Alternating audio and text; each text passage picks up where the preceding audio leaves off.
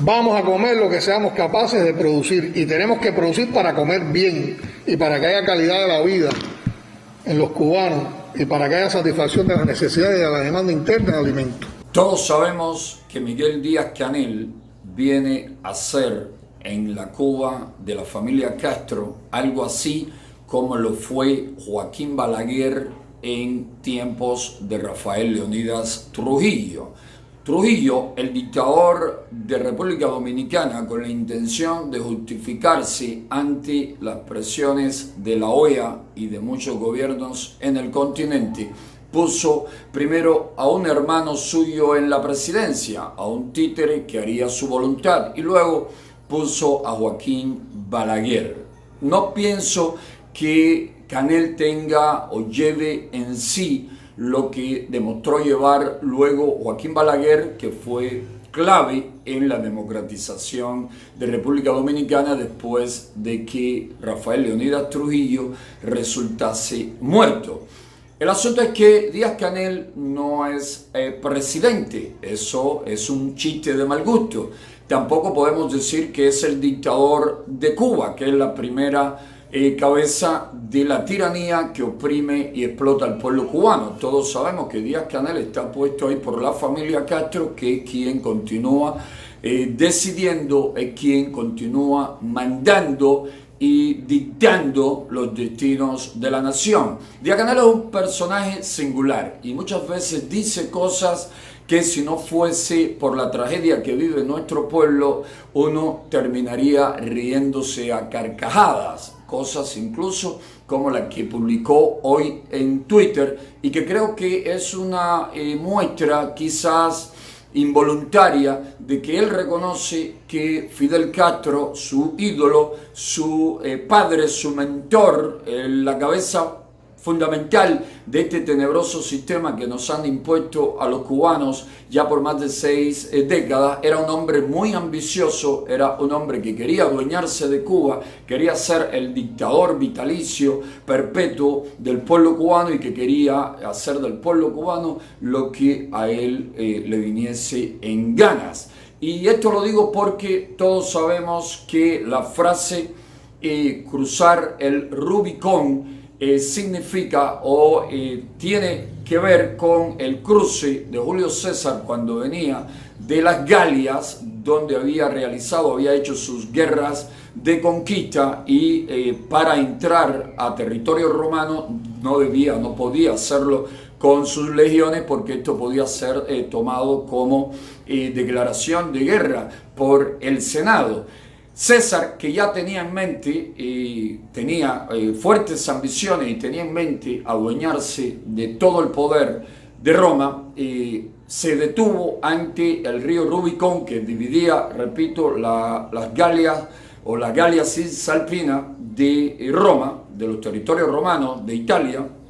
Se detuvo y pronunció su famosa frase de alea iacta est, es decir, la suerte está echada. Y con aquella frase dio inicio a una cruenta, a una sangrienta guerra civil para adueñarse por completo de Roma. Al decir en este tuit que publicó Díaz-Canel, y lo voy a leer completo, cuando Fidel cruzó el Rubicón, feliz día a los hombres y mujeres del campo que tuvieron la tierra el 17 de mayo de 1959.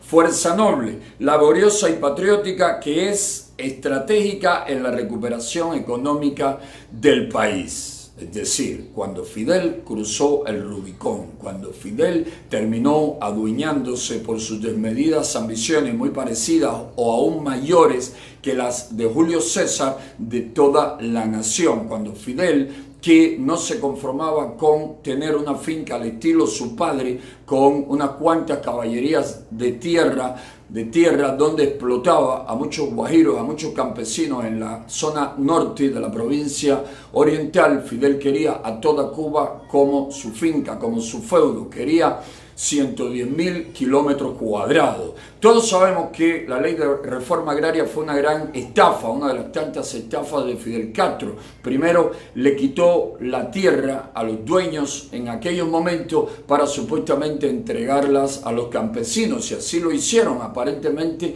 la entregaron a los campesinos y dieron título de propiedad a cientos de familias campesinas a lo largo y ancho del país. Luego empezaron nuevamente a apropiarse entonces para ese gran latifundio que es el Estado totalitario comunista. Empezaron a adueñarse de todas las tierras y de manera forzada convirtieron a los campesinos en cooperativas estatales, y terminaron adueñándose de la inmensa mayoría de los territorios fértiles, productivos de nuestra nación, y convirtieron al campo cubano en un campo improductivo, miserable, e hicieron de la mayoría del campesinado cubano un campesinado extremadamente pobre, extremadamente dependiente de un Estado explotador. Nunca nuestros campesinos habían tenido más limitaciones, menos derechos, menos libertad.